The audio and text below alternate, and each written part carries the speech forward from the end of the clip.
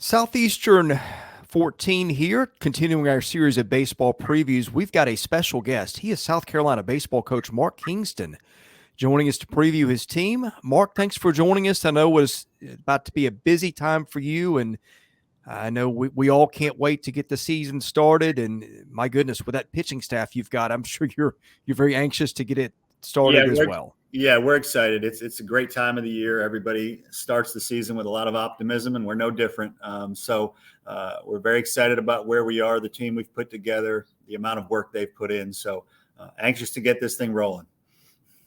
Well, let's start with pitching because you've got some great options there. You got Will Sanders, who's a potential first-round pick, maybe top half of the first-round pick. You got Noah Hall, who's pitched very well for you. You've got Kate Austin, who's thrown for you before, and Matthew Becker, a lefty who's thrown a lot of innings for you and done some good things. You've also got Jack Mahoney. Eli, I guess it's Jerzenbeck. I've not seen him play yet because he hasn't played. Those are two kids that I know you guys are excited about that we've not been able to see. Tell us a little bit more about your pitching staff. Well, you mentioned a lot of the key guys. You start with Sanders and Hall there at the top. I would say they're the two guys that will really, kind of stir this drink for us. Sanders is an elite guy. You mentioned he's a potential first round, if not top half of the first round type guy, and I think that's warranted. He's worked for it. He's extremely talented. He's still very projectable, and the makeup is off the charts. So everything you're looking for in a weekend starter and as a future pro, you're going to get with Will Sanders. He's a great teammate, and he just really sets the tone for us as a leader on our team. Noah Hall, I could say a lot of the same things about him. He's not quite as big and physical. He's a shorter, more athletic pitcher, but gets the same results as Will Sanders does, and had a great season for us last year. Was even better in the SEC as he really started rolling as the season wore on. And so those are two guys that you can count on to give you a chance to win every time you play. And so it starts with those two guys. The Sunday spot is still in competition between a Jack Mahoney, who threw yesterday and sat 96, 97 most of his outing. Eli Jerzenbeck is a very highly touted freshman that you had mentioned, was a very, very highly regarded out of high school. His stuff is electric, and he's in competition for that spot. But we could also use him as a key bullpen guy, being a freshman. Matthew Becker is an elite lefty that I think will be a very high draft pick. He's a sophomore this year. Got a lot of big innings for us last year, and he's a talented lefty that'll be anywhere from 90 to 94 with pretty impressive fastball spin characteristics that make it a really hard ball to square up, and has a good breaking ball. And then, James Hicks is a guy that's in consideration in the starting rotation. James missed most of last year, but was still drafted by the Orioles and turned down a six-figure bonus to come back to school and do what he talked about the unfinished business and still wanting to improve before he got to pro ball. So we've got a lot of good options there at the top. I think we just mentioned six guys that all could be weekend starters for us, and then obviously only three of them can do that. So how we use the guys that don't become weekend starters, whether it's on a Tuesday, whether it's as key bullpen guys, that's a really good place to start for us. And then got a lot of guys we're excited about past them as well. Yeah, I've not gone over every team in the league with a fine-tooth comb yet, but it seems to me like you've got more guys coming back who have done good things on weekends than most teams in your league. Is that fair to say? It's hard for me to say because I don't know, throughout the league. I'd have to really dig deep. You get so engrossed in your own team and building it and coaching it and developing it that you don't go full bore into who has what back. We know Tennessee returns a lot of their pitching. Yeah. I know LSU has restocked the cupboard, but by and large, I can't answer that too intelligently without saying, hey, I'm trying to sound smarter than I am here. But I do know I feel good about where we are and how that compares to the rest of the league. This league, as we know, it's the best league by far in America, and every weekend is going to be tough. And I think there's probably going to be a lot of great SEC players this year that people just don't know the names of yet, but they will 5 months from now. Now, you had some guys that went both ways for you in the past, limited roles. I know Braswell did that a little bit last year. Is that in the plan this year that you'll have some position players pitching to, or is that a situation where with more depth you don't maybe need to do that? Well, I don't mind two-way guys. In fact, I embrace two-way players. Been very fortunate throughout my career to coach a lot of very well-established two-way players, the Michael Aubreys, the Brian Bogusevics, the Micah Owings, on and on. We've had great success over the years with taking advantage of those types of talents. And last year it was more by necessity. We had so many injuries last year on our pitching staff, and we were so decimated that we literally were doing position player tryouts during the season just to be able to fill the 36 innings in a week that we had to fill.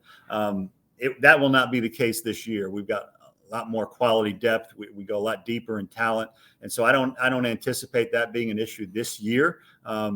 Braswell did a little bit of that last year. I don't think he'll do that this year. Now, he was a pitcher in high school as well, but right now he's a full-time position player. So I don't anticipate that being the case. Chris Veach is one guy on our team right now that is working as a two-way guy. He's a transfer from Presbyterian. He's up to 94. He pitched yesterday for us. He's coming back off of rehab from a surgery he had at Presbyterian. And he was really sharp yesterday, and he's an athletic guy. Again, athletic 6-foot righty with a fast arm that was 94 with a good breaking ball yesterday. But he also is a guy that's getting reps in our outfield right now. So we will always try to take advantage of those guys. We just probably have less of that this year than we had to have last year. Your staff looks like it's pretty right-handed heavy this year. Sometimes that's not a big concern when you don't have as many lefties, given how good some of your right-handers are. How do you size that up going into the season? Well, Jackson Phipps is a name you're going to want to be familiar with. He's a lefty out of Georgia, missed last year. Again, another guy that missed last year because of injury. He's back and looks to be pretty darn close to at full strength. And he's been 94, 95 for us, throwing a lot of strikes and striking guys out at will. So he's going to be a major weapon for us from the left-handed side. Matthew Becker is a guy you mentioned who I think is going to be as good as most lefties in the country. And then we have a third one named Trey Wheeler, a freshman out of Florida, who I think can be a nice matchup lefty for us. He doesn't have the high-octane stuff that the other guys do that we just mentioned, but he's a guy that I think can be a tough matchup on lefties. So we'll have three guys that we think we can use. Would you like to have more? Probably. But when you have a lot of righties that are 94 to 97, you're not going to complain too much. Your offense. Let's start with Michael Braswell, who really flashed at times a year ago. Maybe, I don't know if you were there. I wasn't. I don't know if hit the freshman wall was a right way to put it, but very highly touted coming in. You could certainly see what everybody liked about him coming out of high school. What kind of player is he coming into 2023? He's in competition for a starting spot, believe it or not. We've opened the doors to every position this year because we didn't have the kind of year we wanted last year. We made it very well known to everybody on our team that all positions would have to be earned and won through the fall, through the spring. And Mike's in competition right now for a starting spot. No guarantee that he will or won't at this point. But I think that also speaks to the talent level elevation that we were able to do over the course of the last 8 months through the portal, through incoming recruits, et cetera. But right now he's a guy that, we're wanting to continue to see development out of. And he's fighting to be in that starting lineup. You seem to have the luxury of a lot of returning infielders. We talked about Braswell, Braylon Wimmer. Seems like he's been there forever for you guys. You got Gavin Cassis, who started in stretches for Vanderbilt before he got hurt. That's a pretty good starting point to have a lot of infielders coming back. Yeah, Wimmer is a guy who you're going to see has taken a big step forward.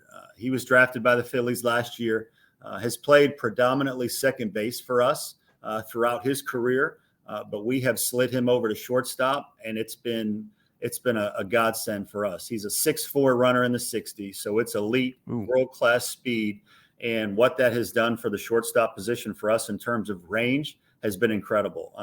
He never really threw well enough and read hops at shortstop well enough to be able to play shortstop in the past. But this fall, we gave him a shot to play there every day. And what he's turned into as an elite shortstop has been very impressive and is going to serve us really well. So having him back is key. And I think his range in the middle of the infield now on the left side instead of the right side is going to be big for us. Will McGillis probably will open the year at second base for us. He's a transfer from Southern Miss, hit 16 homers there last year, and is just a really mature presence that brings a great personality, a great calm to our clubhouse as a guy that's been through a lot of regionals and a lot of successful seasons and has a proven track record. You mentioned Gavin Cassis, probably has a leg up on the first base position. Started a lot of games at Vanderbilt before coming here to South Carolina. Had a tremendous fall. Big, strong, left-handed power hitter. Looks a lot like his brother who plays first base for the Red Sox. And again, just brings a mature presence, a little bit more experience and strength, and just has been through the battles more so maybe than a lot of guys we played last year. And that third base position, I'll say, is still something we're evaluating. We've got the incumbent in Kevin Madden, who started there last year. Braswell is getting a lot of reps over there at third base. We have a very talented freshman named Ethan Petrie out of Florida, who's fighting for reps there. But we also have a Talmadge Lecroy who is going to get a lot of reps behind the plate. Also has played third base in the past. So I would say of all the spots right now, third base is probably the one that we're evaluating the closest to try to figure out what makes the most sense.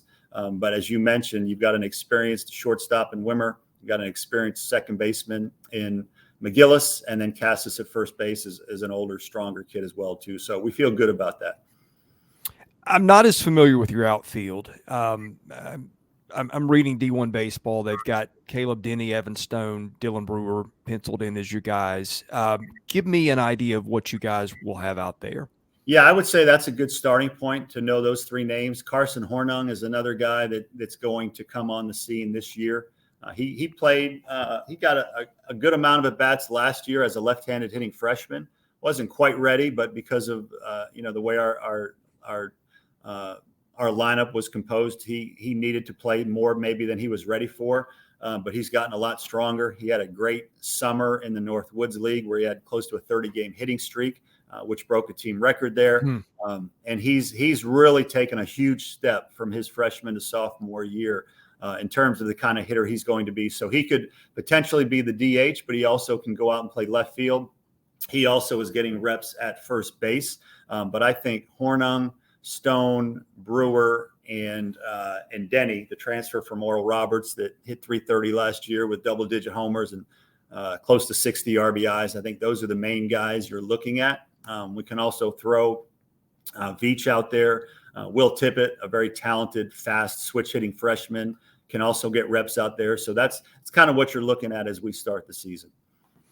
Okay, pitching-wise, I feel like we have a pretty decent idea of what we're going to get from you. Hitting, I know, was a struggle a year ago. Where do you guys think you're better? Where are you concerned going into the season? I think what you'll see is we'll have more left-handed options. Last year, at times, I think 2 was the most amount of lefties we could put in a lineup, and that's just not enough with the type of pitching you're going to face in the SEC. The SEC is known for power right-handed pitchers with power sliders, and if you don't have lefty hitters to combat that, you're going to have some issues, which we did last year. So I think the strength of our lineup will be that it'll be more balanced. I think we'll have 3 to 4 guys in the lineup that can steal bases. And I think we're going to be a much more experienced, older lineup last year. There were times last year we started 5 freshmen, and that's just a tough thing to pull off at the SEC. Ooh. So we're going to be a much more experienced, balanced lineup. And I think 1 through 9 will be able to battle a pitcher much more than we were last year. Yeah, you saw the teams in this league last year that were experienced, and a lot of teams did that with transfers. That does seem to be a big thing that has led to success in your league the last couple of years. Well, A&M probably is the poster child for that. Mm-hmm. They went from a team that didn't make the NCAA tournament the year before to an Omaha team. And Jim's a very close friend of mine, and we talk a lot. And I've always kind of watched how he's, he seems to generally be on the front end of a lot of trends. And he did a great job of taking advantage of bringing in very impactful portal guys last year in his first year at A&M. And so You know, in the NFL, they say it's a copycat league, and I'll say college baseball can be very similar. We saw how important that could be. And so seeing that, knowing the kind of pitching staff we would have this year, we thought we wanted to really shore up the offensive side of the ball, the defensive side of the ball. And so that's why we went out and got a Caleb Denny from Oral Roberts, a Dylan Brewer from Clemson, a Gavin Cassis from Vanderbilt, a Will McGillis from Southern Miss, and on, just because we thought, hey, if A&M can do that with the pitching we have coming back, let's make sure we put a very competitive offense on the field to make sure that it complements that pitching and you know, hopefully become one of the most improved teams in the country. And I think we can do that. Mark, I feel like we covered a lot of ground with your team, but you see them and I don't. Are there any things that we missed that are maybe worth going over before we end the interview today? No, I think you've nailed most of it. I think we covered most of what we know so far. Again, you learn some things about your team in the fall and in the preseason, but until the bullets start flying for real, and you see some adversity and you see how your guys are handling things, let's check back in a month or two, and I can give you a lot more information that we can talk about. Well, Mark, you run a great program, beautiful facilities. Have been there before for games. I know it's just so exciting when we're on the verge of the season starting. Thank you for joining us today, and I wish you the best of luck this year. Thanks, Chris. Appreciate you having me on, and keep up the good work.